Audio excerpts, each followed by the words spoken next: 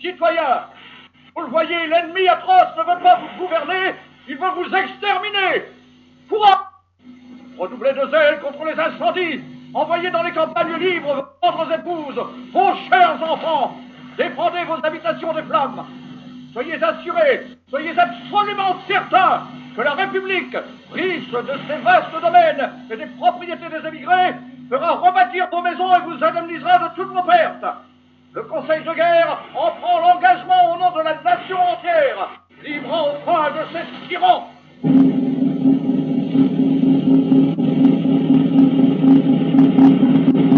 C'est ça encore. J'ai entendu, c'est une proclamation du Conseil de guerre de Lille. Et alors, qu'est-ce que vous en pensez, les femmes? Hein? On vous conseille d'aller à la campagne. Oh, à la campagne. Tu nous prends pour des cibles marquises? Bon, je pourrais peut-être... Nous n'avons pas besoin de bouffons. Allez, c'est bon, je disais, c'est pour plaisanter. Le temps de la plaisanterie est passé. La défense de nos murailles réclame toutes les bonnes volontés. Allons au rempart. Eh bien, allons-y. Allons au rempart.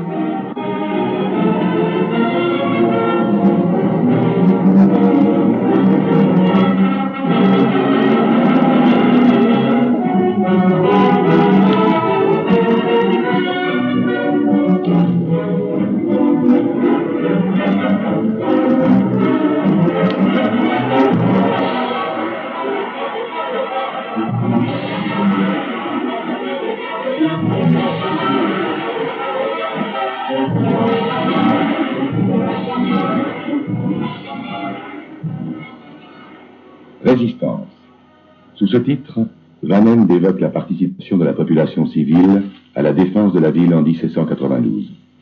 Tandis qu'en l'historien lillois, on exerce largement l'hospitalité envers les malheureux, privés d'asile ou d'aliments, la population presque entière se tient sur les remparts, où chacun, sans relâche, multiplie ses forces au service de la cause commune. Tous s'ingénient à se rendre utiles. Les souvenirs populaires enregistrent quelques noms qui caractérisent les types des principaux Lillois de 1792.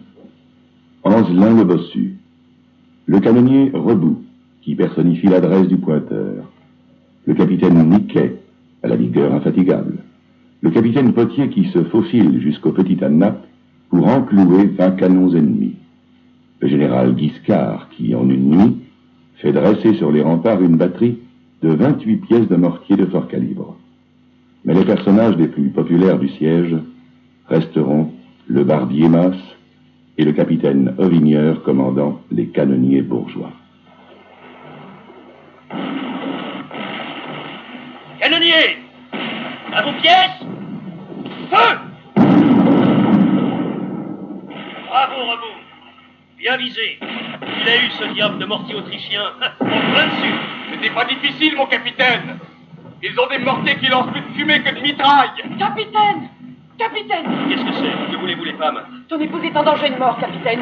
Tu vas être père avant la fin du jour et ta maison est la plus exposée du quartier. Si ma femme est en danger, il faut tout de suite la mettre en sûreté. Je te réclame près d'elle, elle souffre. Canonnier, à vos pièces, feu!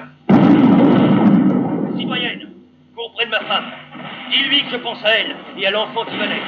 Dis-lui aussi que je ne peux pas quitter mon poste et que je reste parmi mes canonniers. C'est bien, capitaine. Tu es un brave et ton enfant sera fier de toi. Je vais mettre ton épouse en sûreté dans une maison où elle n'aura rien à redouter des boulets autrichiens.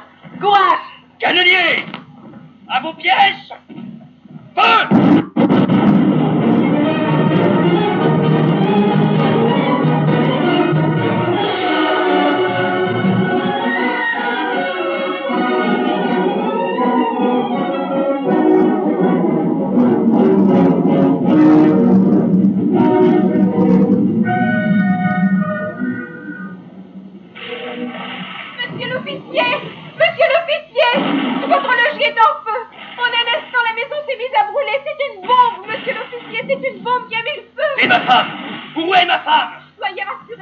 Nous l'avons transporté dans une autre maison avant l'incendie. Elle y est à l'abri et une sage-femme l'assiste en ce moment. Alors je suis tranquille.